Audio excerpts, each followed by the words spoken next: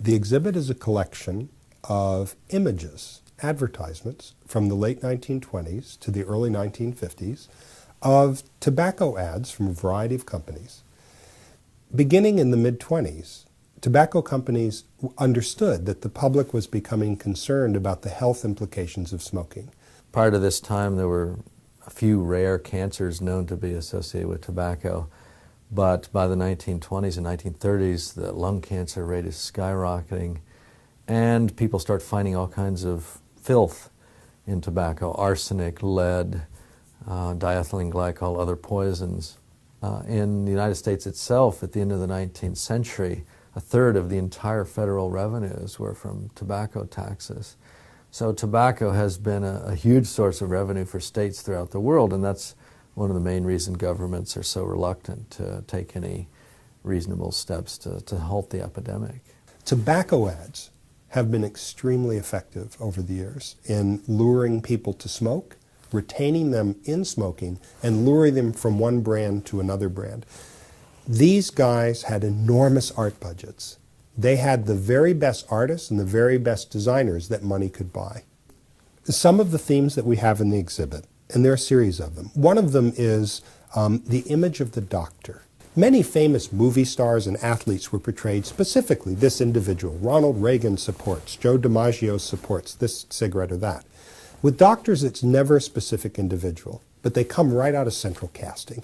They're wise, they're humane. As a matter of fact, the images show the doctor in the very best possible light.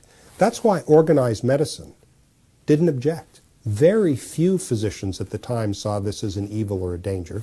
And by drafting off of medical authority, the cigarette companies seek to reassure the public that their product wasn't dangerous, even though it was, and they knew it to be so at the time. The industry was definitely tailoring its campaign to whatever the hot worry issues were. So in the 19th century already you had people like President Grant dying of throat cancer from smoking a pipe. And so throat cancer was recognized as it was called, a tobacco cancer or a cancer of smoking. And that's one of the reasons the throat was focused on early, this idea of a T-zone, throat and taste. The industry also talked about things like toasting. You know, we toast our tobacco, and that's because some people had worried about tobacco as a cause of tuberculosis, and the idea was that toasting was like sterilization, and so we sterilize our tobacco so it's free of germs. One of the other devices they used was tread on the public's belief in science. This was a time before the skepticism of today about science. You know, science during this era was, Buck Rogers and beyond. People looked towards the future very optimistically. It was before the atomic bomb, for example. So the cigarette industries understood this authority. So they used pseudoscience. You might see somebody who's obviously a scientist sitting with the cigarette looking through a microscope, or a scientist with an early space program motif behind them, or a scientist with a laboratory behind them.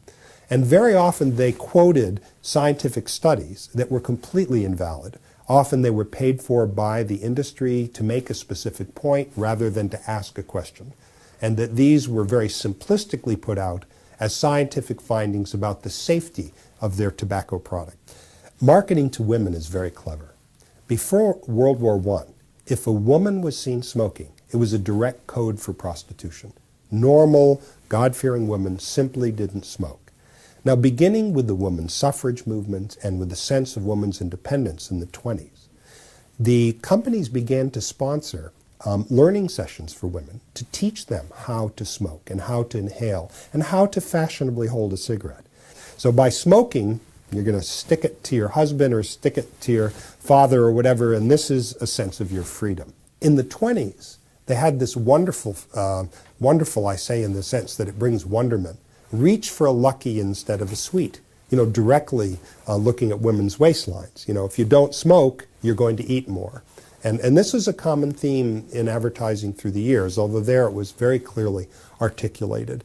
Now, beginning in the 30s and 40s, it became very fashionable, and women are often shown in very elegant poses, looking like movie stars, holding cigarettes in a very sophisticated way. When I asked my mother why she began smoking, Oh, it was the sophisticated thing to do. The tobacco industry has an unusual marketing problem. People begin using their products, begin smoking, when they're teenagers or young adults. Nobody essentially as an adult begins smoking, very few. You might entice an older adult to change to your brand, but you're not going to start them smoking. So a lot of ads, even today, are aimed at starter smokers because that's the lifeblood of the profits of the tobacco industry. Now in these days, you would actually have pictures of young teenagers and saying, gee, I like this cigarette better than that cigarette. And they're often, playing sports or at a party or something that would indicate a happy time and that their happiness is contributed by smoking. Santa Claus was in literally dozens and dozens of tobacco ads, including some wonderful ones where Santa is sitting there puffing and blowing great streams of smoke out. This is clearly targeted at a youthful audience. When you look at how overtly hucksterish that era was, from the 20s to the 50s, to realize, although that's obviously false, what's going on today is no different. That the tobacco companies, although they're constrained by regulation, by the government, they've found very subtle and insidious ways to corrupt the message. And that even today, marketing to young people to begin smoking, marketing to women, marketing to blacks, and indeed, even the anti-smoking programs aimed at grade school and high school kids are often coded messages that really support smoking.